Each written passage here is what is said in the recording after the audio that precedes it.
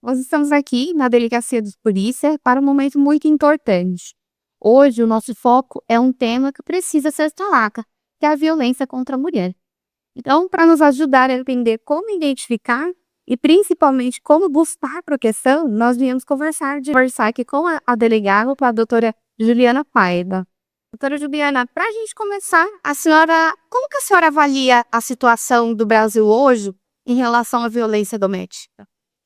Olá, primeiro eu gostaria de parabenizar a associação pela iniciativa. Eu fico muito feliz, dos outros setores da sociedade estarem preocupados com essa temática que me é tão cara, que é o assunto violência doméstica e familiar contra a mulher.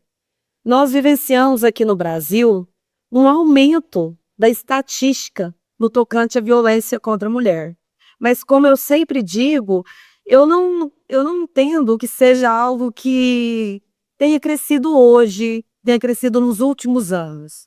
O que aconteceu é uma facilidade dessa mulher procurar a rede de proteção, procurar a polícia para fazer as denúncias. Hoje, as redes sociais, a mídia veicula muitos assuntos, muitos canais de comunicação, muitos canais de denúncia para essas vítimas procurarem ajuda, procurarem respaldo dessa violência. Então, resumindo, eu penso que sim, a violência sempre ocorreu em níveis alarmantes, porque é uma violência silenciosa, né? É uma violência que ocorre entre quatro paredes, que não tem testemunha. E a sociedade por anos normalizou esse tipo de violência. A sociedade é patriarcal, machista, temos valores arraigados ali de que a mulher precisava aceitar o comportamento violento, intimidador, humilhante, controlador dos homens. Mulher era colocada, e ainda é, numa posição subalterna, de aceitar certos tipos de humilhações, menosprezo, e além disso, de cuidado, né? A mulher nasce já com esse dever de cuidado. Na sua infância ali, ela cuida do irmão mais novo.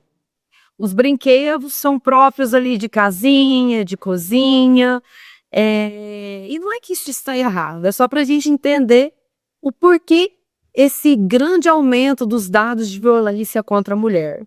Isso tudo é normalizado. A gente consegue enxergar que uma sociedade padroniza certos comportamentos, pensamentos, a partir do momento que isso ocorre, sem a gente nem perceber. E é isso, como eu havia problematizado ali. A criança, ela nasce com esse padrão de cuidado, aí ela se torna adolescente, possivelmente se tem um irmão homem, as tarefas domésticas de cuidados são destinadas apenas à mulher. Na fase adulta, ela cuida dos filhos, da casa. Em grande maioria dos casos, há um desequilíbrio desse dever de cuidado da casa, dever de serviço doméstico em relação ao homem. E quando está na fase adulta, mais avançada, ela cuida dos seus pais, né? São as mulheres que cuidam também das pessoas idosas.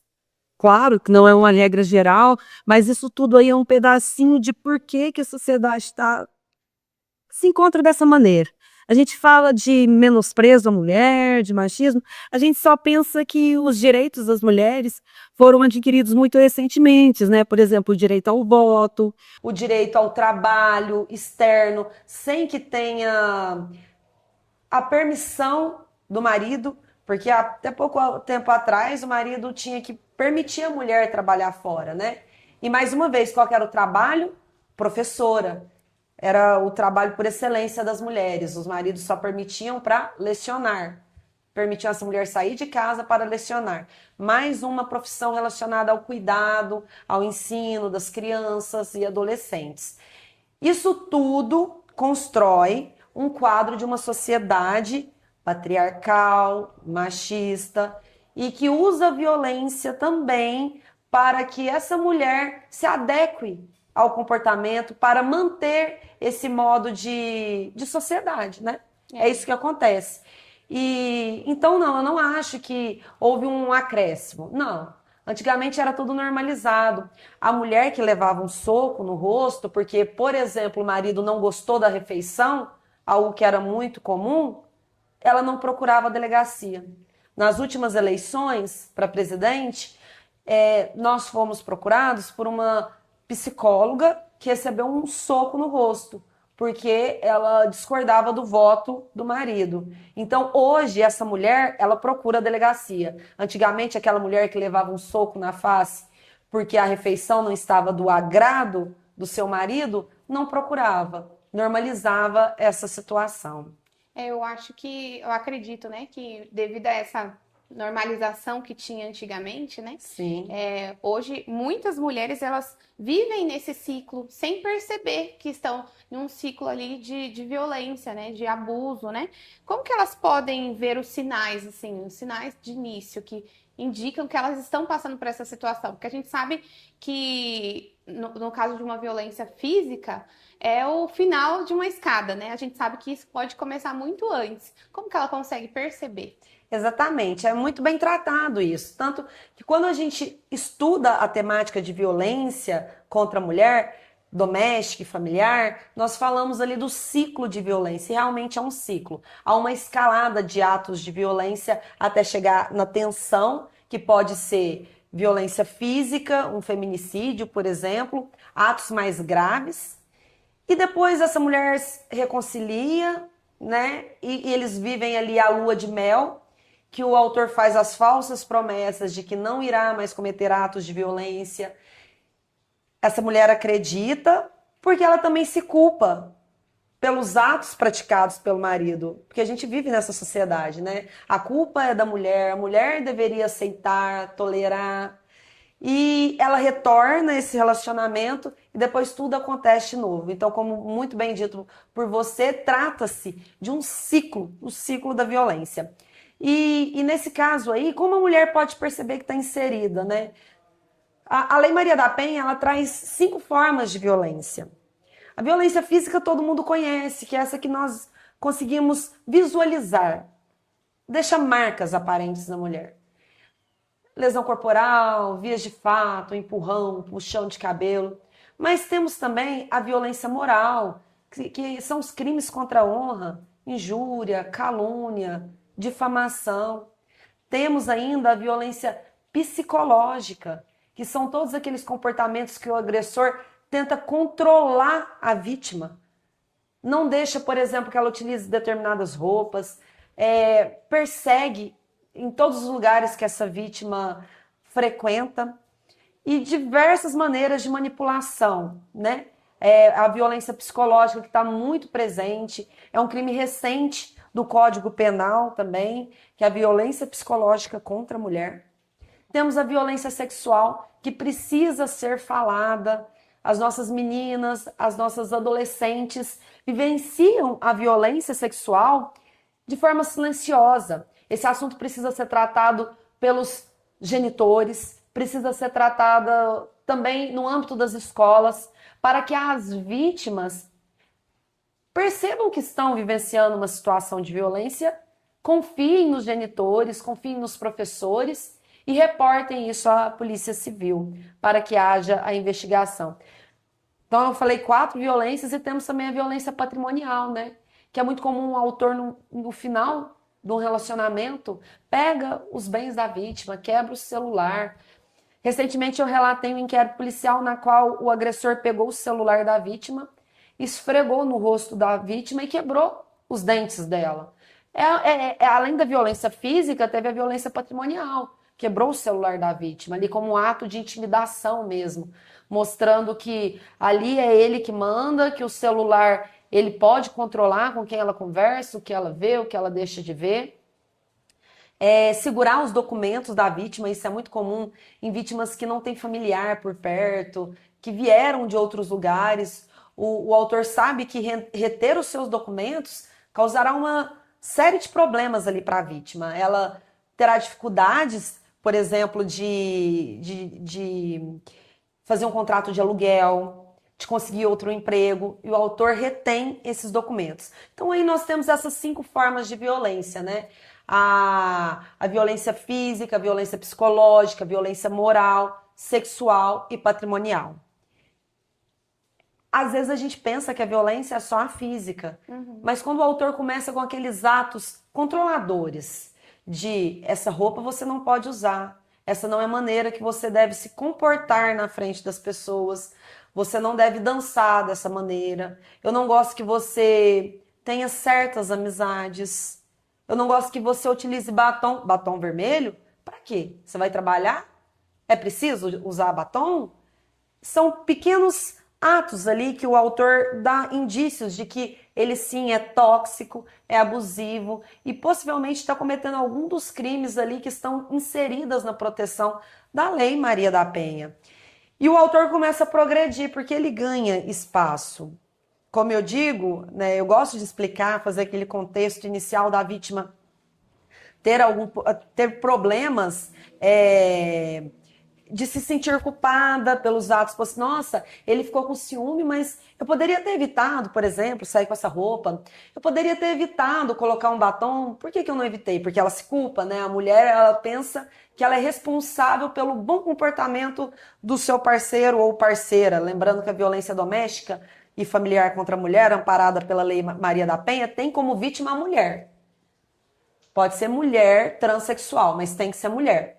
O agressor pode ser homem, mulher, não tem gênero para o agressor. Então, uma mulher que está no relacionamento homoafetivo também pode ser vítima. Então, eu sempre falo companheiro ou companheira, começa a controlar os comportamentos da vítima, a qual muitas vezes não percebe que está nesse comportamento. E esses atos progridem. A vítima pode tentar sair desse relacionamento, situação na qual o agressor persegue, vai no trabalho, vai nos ambientes que ela frequenta, na academia, seus familiares, começa a mandar mensagens, não aceita o término. Às vezes o relacionamento ainda não terminou, mas existe a perseguição, que também é um crime, violência psicológica, né? Atinge a vítima no seu autoestima, naquilo que ela se sente mulher, nas qualidades que faz a vítima se sentir mulher, que a gente chama de violência simbólica. Por exemplo, pega o notebook da vítima, estraga, que é o notebook que ela utiliza para realizar o trabalho. Os animais de estimação da vítima, a gente tem muitos casos que o homem, para atingir a vítima, maltrata o animal. Também, que é a teoria do elo, né? O agressor que agride a mulher também agride, maltrata os animais. São diversos tipos de indícios que ele vai deixando ali as suas pegadas, até, por exemplo, começar a dar empurrões, puxão de cabelo, apertar o braço da vítima. Violência física, às vezes parte para uma violência sexual. Muitas mulheres não têm o conhecimento de que não é porque você é casada, que você tem um relacionamento, você é obrigada a ter relação sexual. Muito se falava em débito conjugal. Eu estou casada, eu preciso aceitar ter relação sexual com meu marido. Não. Pessoas casadas também sofrem violência sexual, sofrem importunação sexual, estupro. E o agressor começa a deixar suas pegadas, começa a bater na vítima e o ponto máximo é o feminicídio, que infelizmente os dados nos contam mais do que qualquer palavra. Entendi, doutora. É realmente muito triste, né? Nós vemos assim que muitas mulheres acabam ficando com medo, né? Acho que por mais que hoje tem muitas plataformas que a gente possa fazer essas denúncias, né? Mas muitas pessoas acabam ficando com medo de denunciar. Como que ela pode se sentir segura nessa denúncia? Como que ela pode saber que de repente ela vai ter uma proteção quando ela chegar aqui na delegacia? Isso é uma ótima pergunta, porque nós estamos no estado de São Paulo, que é referência em inovações para a proteção das mulheres. Várias delegacias de defesa da mulher espalhadas pelo estado, e aqui no município de Batatais nós temos a nossa Delegacia de Defesa à Mulher, que é um ambiente acolhedor, que tem uma equipe especializada no atendimento. A gente conta com escrivã preparada, que é a Deise. Eu acho que a cidade, muitos já conhecem essa policial. A gente tem a Marilene, que é uma guarda municipal cedida pelo município de Franca, pela prefeitura, desculpa, pelo município de Batatais, que é a prefeitura cedeu uma guarda municipal para ficar à disposição da Delegacia de Defesa da Mulher, que tem formação em assistência social, sabe como acolher essa vítima, recebê-la após os primeiros atos de violência, para dar um encaminhamento para a persecução penal. E não só para isso, para fazer os encaminhamentos na rede. Aqui nós temos o aluguel social, que essa vítima que não tem lugar para ir, é vítima de violência, mas não tem um familiar, um amigo que possa recepcioná-la, né? A gente tem essa opção de aluguel social no município de Franca. E a nossa Guarda Municipal Marilene sabe todo esse arsenal de opções para essa vítima não se sentir desamparada. O meu recado é: sofreu algum tipo de violência, ainda que tenha dúvida, às vezes vai chegar aqui na Delegacia de Defesa da Mulher e será feito um boletim de ocorrência sem natureza criminal, mas ela conversará com a nossa equipe e se sentirá apoiada, saberá quais caminhos tomar, se realmente está sendo vítima de crime, venha e faça o boletim de ocorrência. Doutora, antigamente... Só para concluir, que é isso. Mas algumas mulheres estão sofrendo a violência na hora. Então não é aqui. Essa vítima que está sofrendo a violência na hora tem que discar 190. O número 190. Que a Polícia Militar vai destinar uma equipe para ir lá e socorrer essa vítima. E não só a vítima. Aí fica um recado para familiares, para vizinhos, amigos, que têm conhecimento que um ato de violência está ocorrendo na hora. Diz que 190 para chamar a Polícia Militar.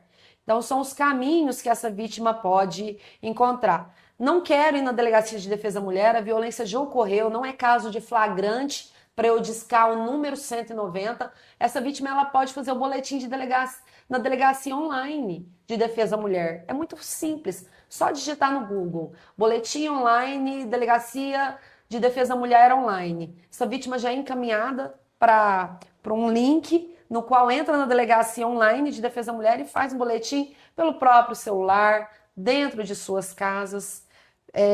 Denunciem, né? O importante é denunciar. Era até justamente isso que eu ia falar, né? Que antigamente muito se falava, né? Em briga de marido e mulher não se mete a colher. Hoje a gente sabe que a gente pode, né? Meter a colher mesmo, né? Mas aí, nesse caso, quando nós vemos como vizinhos, como parente, como que nós devemos agir? A gente liga, como que nós fazemos isso para apoiar aquela mulher? Porque é muito difícil também para nós ir lá, por exemplo. A gente sabe que não é indicado até, né? Então, como que nós devemos agir? Exatamente. Aquela frase, em briga de marido e mulher não se mete a colher. Eu vou ficar por fora disso, porque essa mulher, ela depois vai retornar para o agressor, porque como a gente falou, ela está no ciclo de violência. E nós que estamos de fora e fazemos parte da rede de proteção dessa mulher também, a gente tem que entender que a mulher vai ter o tempo dela, que não é o nosso tempo. Ela vai ter o tempo de entender e sair do relacionamento. E a nossa função social é intervir.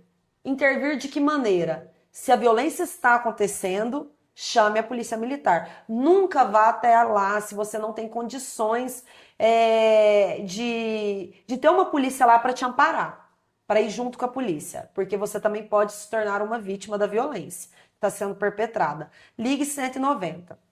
Primeira providência. Você sabe que essa vítima já sofreu, vem sofrendo, mas não é uma violência atual. Faça o boletim de ocorrência online. Esse boletim vai chegar até nós, chamaremos essa vítima, ou deixe sua denúncia ali pelos canais de Disque 100, Disque 180, deixe sua denúncia de modo anônimo também, e nós iremos investigar esses casos de denúncias. Todos os casos que chegam até nós, vai para o setor de investigação aqui, os investigadores do município de Batatais, vão até o local, conversam com essa vítima, colhem todos os dados, os elementos ali de autoria, de materialidade, e a gente dá o início às investigações. É muito importante que a sociedade se responsabilize, porque estamos numa sociedade ainda que tem muita violência. Então a gente tem que se responsabilizar. Essa iniciativa, por exemplo, dos comerciantes de batatais, de expor os dados, de vir até nós, se preocupando com esses dados alarmantes de violência, é um primeiro passo. Vocês estão se responsabilizando. E eu acho essa iniciativa valiosíssima, na verdade. Doutora, muito obrigada, né? A gente sabe que a nossa maior ferramenta é a proteção, então a gente nos informar, né, é muito vantajoso para todas nós, né? Então eu quero muito agradecer a delegada por poder dar esse momento aqui para nós e também pelo seu trabalho. Muito obrigada. Eu agradeço a oportunidade e se eu poderia deixar um recado final violência não pode ser confundida com amor. Nunca é amor, qualquer tipo de violência. Nós estamos no mês de março e se fala muito dos direitos das mulheres, da aquisição de direitos. O Dia Internacional da Mulher é no mês de março e é importante falarmos disso. Não aceitem nenhum tipo de violência. Violência não é amor. Denunciem, procurem a Delegacia de Defesa da Mulher. Nós estamos de portas abertas para acolhê-la e iniciar as investigações. Obrigada pela oportunidade. Seguimos à disposição aqui. Obrigada, doutora.